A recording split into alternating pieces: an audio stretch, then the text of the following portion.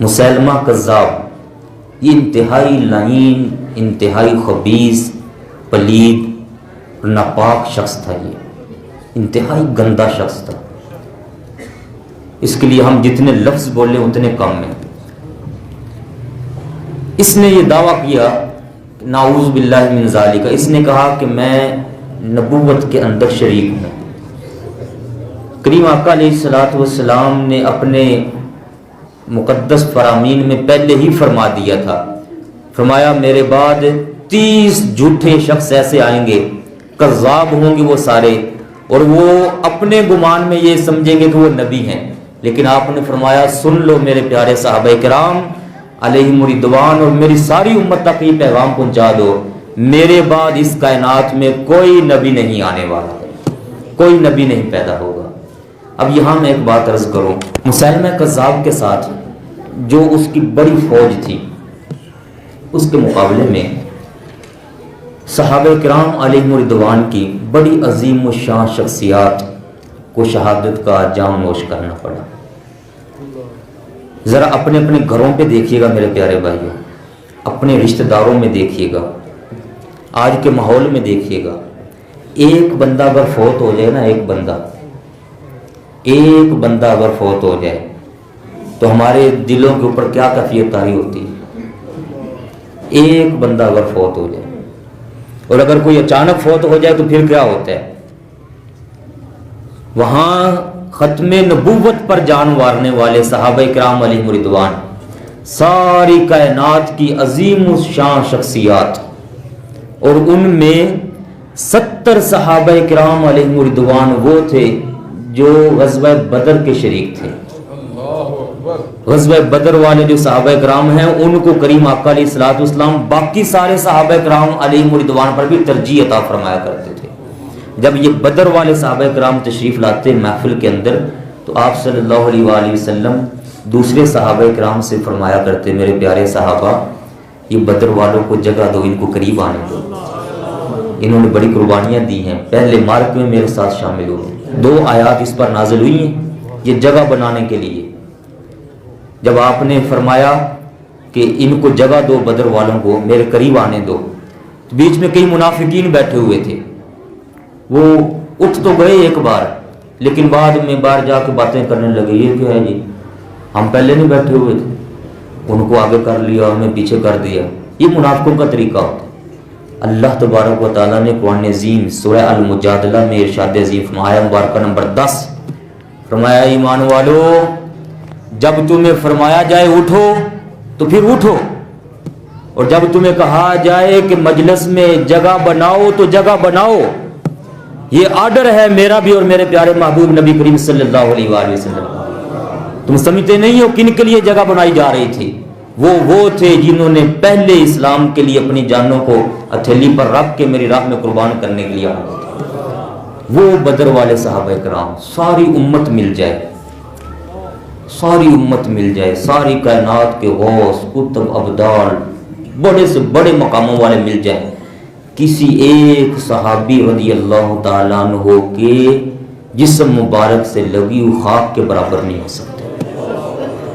اتنے بلند و بالا شانوں والے صحابہ کرام، ایک شخصیت کی جان نہیں گئی ختم نبوت پر، ایک شخص کی جان نہیں گئی۔ میں یہ کہہ رہا ہوں آج ایک بندہ فوت ہو جائے تو ہمارے اوپر کیا بیتتی ہے، اور جب کوئی ہمارا محبت رکھنے والا جس سے ہمارا تعلق ہو وہ اگر دنیا سے چلا جائے پھر معاشرے کے اوپر کیا بیتتی ہے، محبت کرنے والوں کو کیا بیتتی ہے۔ میرے پیارے بھائی 1200 صحابہ کرام علیہم رضوان، 1200 صحابہ کرام، اور ان میں 700 صحابہ کرام علیہم رضوان وہ جو اس وقت کے قاری بھی تھے، حافظ بھی تھے، محدث بھی تھے، فقیہ بھی تھے، جتنے فیوز و برکات آگے چلنے ہیں اسلام کے مسائل کے، وہ ان کے اوپر مہارت رکھنے والے صحابہ کرام علیہ رضوان تھے، جنہوں نے ختم نبوت پر جانے دی۔ اس وقت ضرورت ہے میرے پیارے بھائیوں، جیسے مسیلمہ کذاب انتہائی خبیث لعین انسان تھا، اس سے زیادہ خطرناک فتنہ آج کے دور میں مرزا قادیانی کا ہے، اس سے زیادہ خطرناک ہے۔ اس کو پوری دنیا کی سپورٹ نہیں تھی، 2-3 قبیلوں کی سپورٹ تھی، لیکن اس مرزا قادیانی کو ساری دنیا کا کفر سپورٹ کرنے والا ہے۔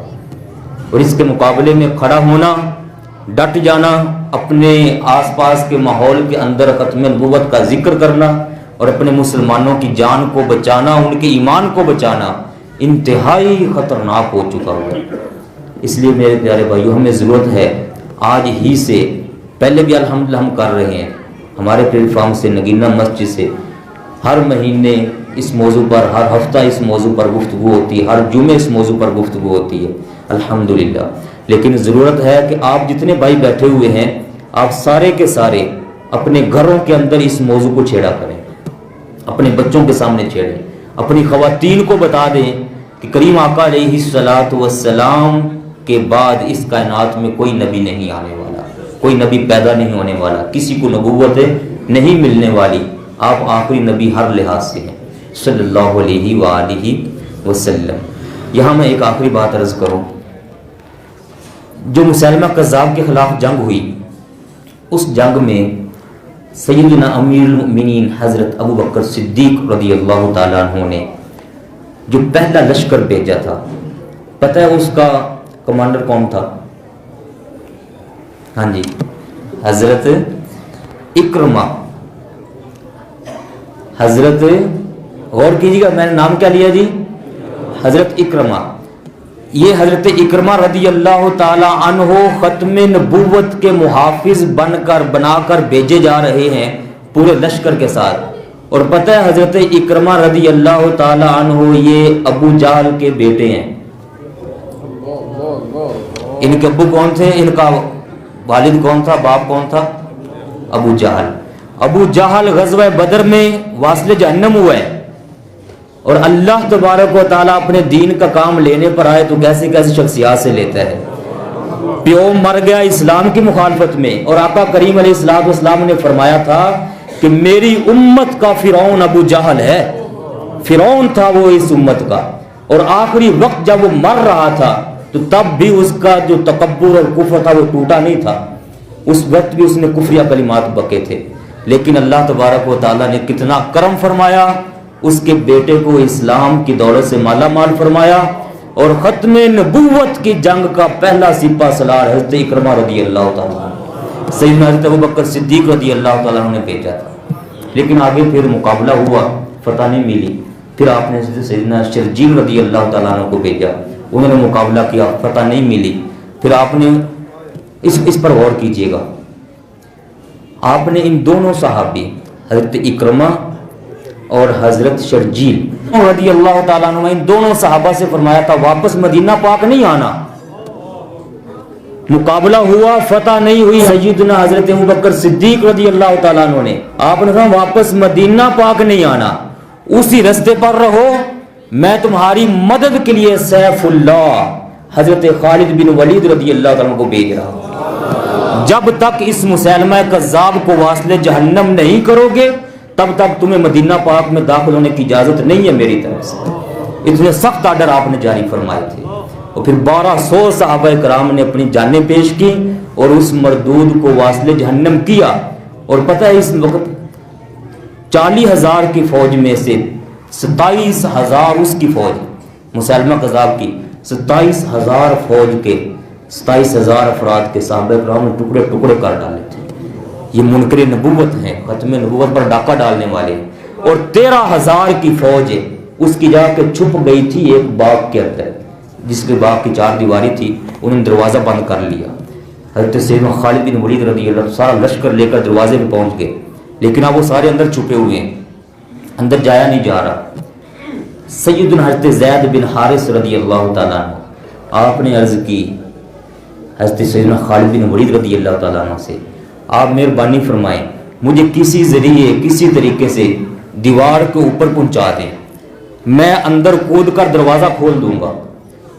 آپ نے فرمایا 13,000 فوج ہے اندر ان کی، اکیلی شخصیت زید فرماتے ہیں رضی اللہ تعالیٰ، فرمایا 13,000 کی مجھے کوئی پرواہ نہیں ہے، آپ مہربانی فرما کے مجھے دیوار کے اوپر تک پہنچا دیں۔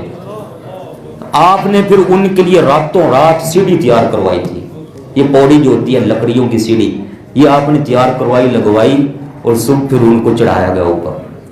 اکیلی شخصیت اوپر چڑھے دیوار پہ، دیکھا او لشکر لشکر 13,000 بندہ سامنے کھڑا ہے، دیوار کے اوپر سے اکیلے شخصیت نے چھلانگ لگایا ختم نبوت کی خاطر۔ ہم سمجھتے ہی نہیں ہیں ختم نبوت کتنا بڑا مسئلہ ہے۔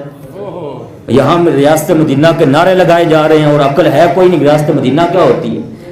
یہ ریاست مدینہ والے ہیں جو ایک اکیلے صحابی 13,000 کفر والے جو تھے ان کے سامنے اپنی جان پیش کر دی اور وہاں کودے، ان سارے 13,000 جتنے قریب تھے انہوں نے آپ پر حملہ کیا، اکیلے لڑے ان کے ساتھ اور لڑتے لڑتے لڑتے لڑتے آپ کا بازو کٹ گیا۔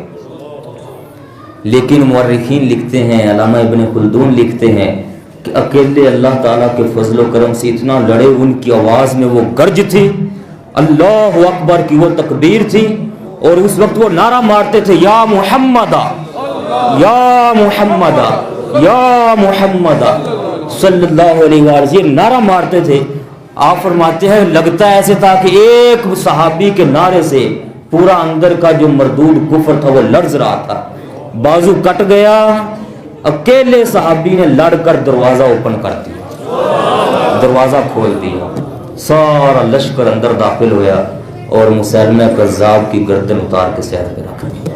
اگر تم ہوتے کون ہو؟ ابھی ہم موجود ہیں، ہم نے تلاوت قرآن عظیم، قرآن پاک ڈائریکٹ سیکھا ہوا ہے نبی کریم علیہ السلام سے، ہم نے آپ کی آنکھوں مبارک سے اسلام کے جام پیے ہوئے، ہم نے آپ کے ہاتھ مبارک سے جام نوش کیے ہوئے، تم کون ہوتے ہو ہمارے سامنے یہ ختم نبوت کے اوپر ڈاکہ ڈالنے والے؟ میرے پیارے بھائیوں، بڑا اہم مسئلہ ہے یہ حضرت سیدنا صدیق اکبر رضی اللہ تعالیٰ عنہ کا بڑا اہم کارنامہ ہے جس کا ساری امت مل کر بھی قرض ادا نہیں کر سکتی۔ اللہ تعالیٰ ان کے صدقے آج کی امت کو سمجھ عطا فرما دے اور آج کے مسلمان کو پھر سے وہ قوت عطا فرما دے، کفر کے سامنے کھڑے ہو کر ہم اسلام کا پرچار کریں۔ اللہ تعالیٰ اس نگینہ مسجد کے اس فیضان کو، بابا جان سرکار کے اس فیضان کو ساری دنیا میں عام فرمائے۔ والسلام علیکم ورحمۃ اللہ۔